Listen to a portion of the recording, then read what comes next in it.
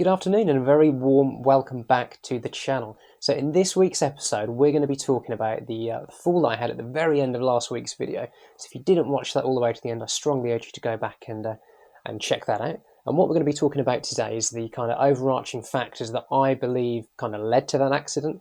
And there may be a couple of takeaways here that you can implement into your own riding just to make you a little bit of a better and safer rider. So sit back, relax and enjoy the video.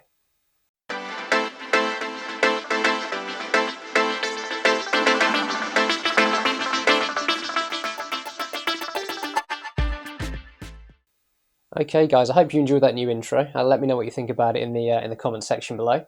So for those of you that are new to the channel, I've owned my Royal Enfield Himalayan for about 18 months now, and throughout that entire period I've been running these standard Sayat tyres.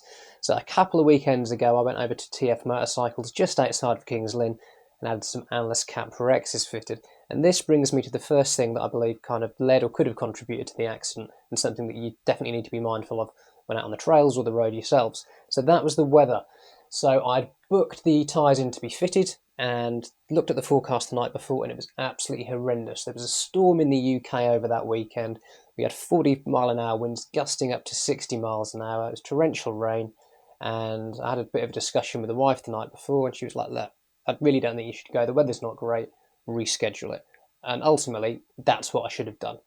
But I don't know if you're a little bit like myself, but if I've got an appointment booked in to be somewhere, I want to go and I want to get it done. I was super excited to have those Analyst Cap Rexes fitted to the Royal Enfield Himalayan.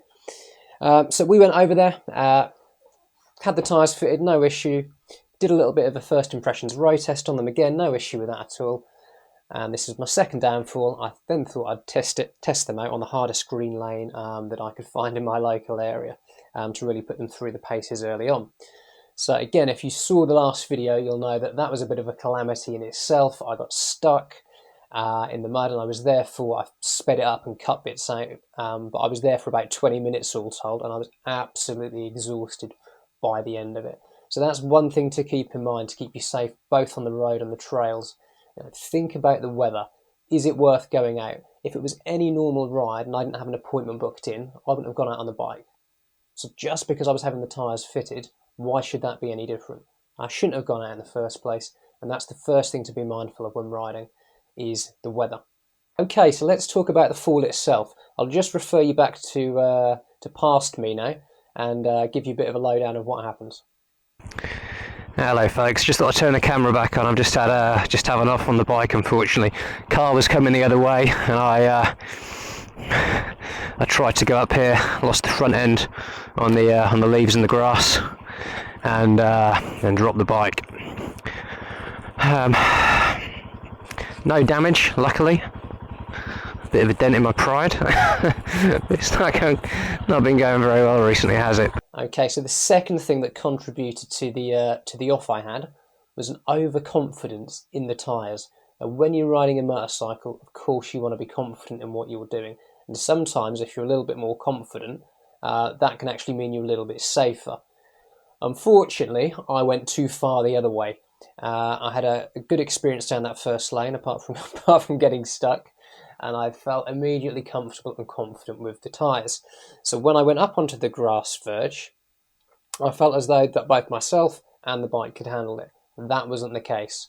If I'd have had the standard Sayat tyres on the bike, would I have done that? No. I'd have stopped by the side of the road, waited for the car to pass, and then just gone past on the road. I never would have gone onto that grass verge on the side. And ultimately, that is what I should have done this time.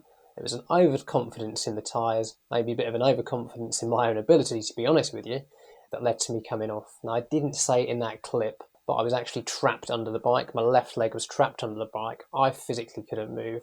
And two people from the car that kind of stopped had to come and lift the bike off me. So thankfully, no damage to myself, no damage to the bike. But yeah, not a nice experience, and not a position I want to be in. Again, in a hurry. The second thing, kind of linked to overconfidence, that I believe contributed quite heavily to this crash, is me thinking, okay, I've got 50-50 tyres on here now. It's an enduro bike. No, it's not. It might sound obvious, but I'm used to riding enduro bikes, dual sport bikes, And the bike I had before the Himalayan was a Yamaha TTR 250. So I thought, I know, I've got some better rubber on here now. This bike is going to handle and ride, and I'm going to be able to do what I could on that bike, which is a ridiculous thing to say. And again, it was an overconfidence in the bike, overconfidence in the tyres. So at the end of the day, the Royal Enfield Himalayan is a great bike for green laning, but ultimately it's still a 200 kilogram adventure bike. It's not a 120, 130 kilo enduro bike. So you've got to remember to ride for the conditions, so that is weather, tyres, and the bike you're on. Ultimately, a change of tyres does not make a 200 kilo adventure bike an enduro bike. Seems obvious. Apparently, on that day, I thought it, I thought it'd work out for me, and it obviously didn't. So, yeah, be mindful of the bike you're on. Is my next piece of advice. The other thing that I believe led to this as well is fatigue. So it took me so long to get out of that mud that I was absolutely knackered by the end of it. When you're tired, you're not thinking straight. Your thought process isn't as kind of linear and as logical as it maybe should be. So again, I think that was a contributing factor to what happened on the trails that day. So 4 things there: weather, overconfidence in the tyres, overconfidence in the bike, and fatigue all led to what happened on that day. There's a 4th thing as well, just kind of linking to fatigue, that I think is quite important to mention, and that's a self-assessment of yourself before you go out riding. Do I feel okay? If you've got a road trip planned, or you're planning to meet up with friends for a few hours on the roads or the trails, you need to ask yourself the question, do I feel okay? Do I feel confident and comfortable to do this?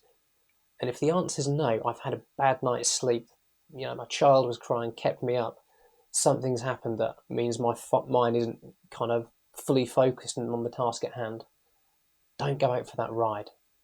Just don't do it. It's not worth it. It's better to let your friends down and say, look, okay, I'm not feeling great today. We'll go out another day, because that's going to be much better than you going out when you don't feel fully fit, capable, and up to the challenge. Because let's face it, biking is a tiring endeavour. It really, really is, especially if you're green laning. So you need to feel fit, fully focused, and ready for anything to happen. Hopefully that was of some use, guys. Hopefully you can learn from my mistakes. Some of them, admittedly, were rookie errors that never should have happened anyway. But hope you found that useful, folks. Ride safe, take care, and until the next time, goodbye.